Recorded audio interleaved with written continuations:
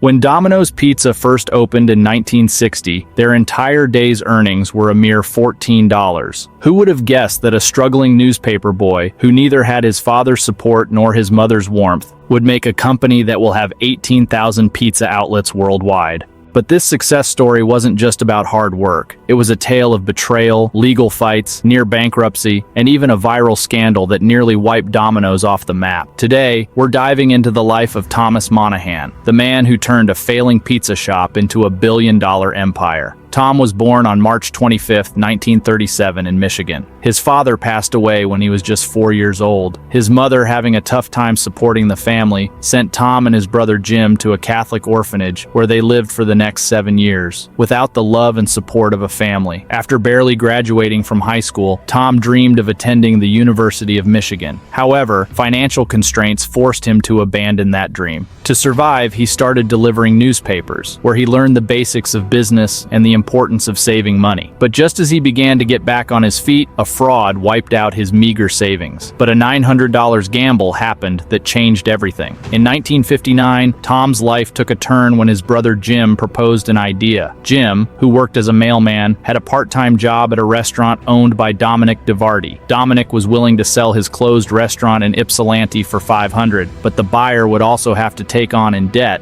which was there on the restaurant. Tom and Jim scraped together $900 by taking a loan from the post office and bought the shop. Since Jim had a full-time job, Tom handled most of the work. They officially opened their doors on December 9, 1960, making just $14 on the first day. Initially, there wasn't even a phone, so customers had to visit the shop to place their orders. Later, they started a delivery service, hiring factory workers on commission. Sales began to grow, especially among college students. However, when the college exam ended and there were not much student at the college, sales dropped, leading to tension between the brothers. Their sales crashed from $70 a day to just $28. With falling sales, tension grew between the brothers. Jim, who barely spent time at the shop, decided to quit. In exchange for his 50% share, Tom gave him an old Volkswagen Beetle, a deal Jim happily accepted, unaware he was walking away from a fortune. Now the sole owner, Tom had no choice but to dedicate himself fully to the business, even sleeping in the store and surviving on burnt pizzas.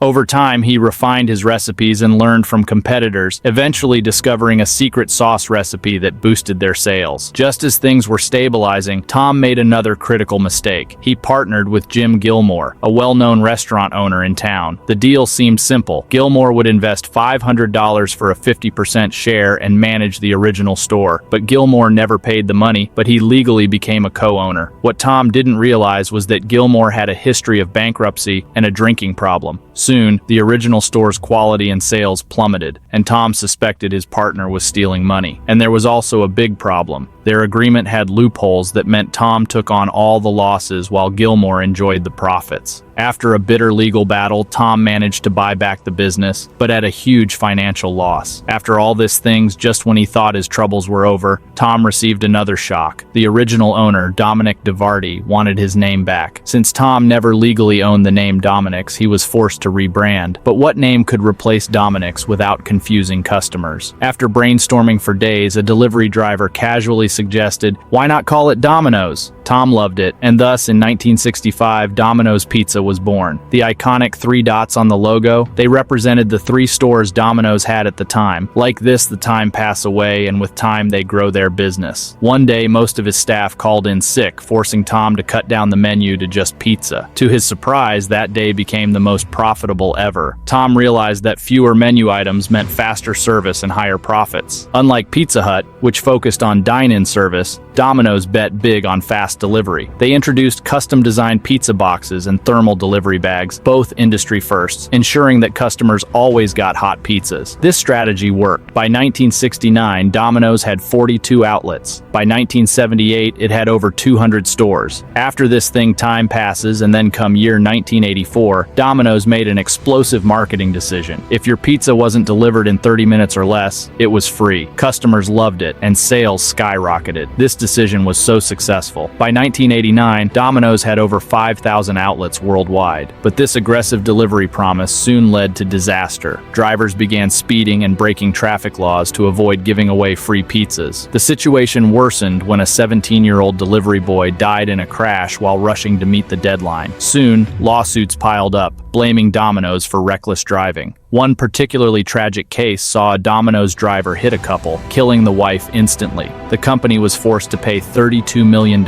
in damages. In another case, a woman suffered spinal injuries in a crash caused by a Domino's driver, leading to an $78 million lawsuit. By 1993, the backlash was too severe. Domino's had no choice but to end the 30-minute guarantee, marking the end of an era. After 39 years of struggle, Tom Monahan decided to step away. In 1998, he sold Domino's for $1.1 billion and focused on philanthropy. But even after his departure, Domino's faced new controversies. In 2009, a shocking video surfaced on YouTube. Two Domino's employees were seen sneezing on pizzas, wiping their noses, and using the same hands to prepare orders. Though it was a prank, the damage was done. Domino's stock plummeted, and customers were disgusted. Despite all its ups and downs, Domino's remains the world's largest pizza brand, surpassing Pizza Hut. Today, it has over 18,800 outlets in 90-plus countries, selling 3 million pizzas daily. So, that was the story of Domino's. I hope you enjoyed the video. If you're curious about how a person loss of $3.5 billion from a single phone call, you can click on the playing video on the screen and know more about it.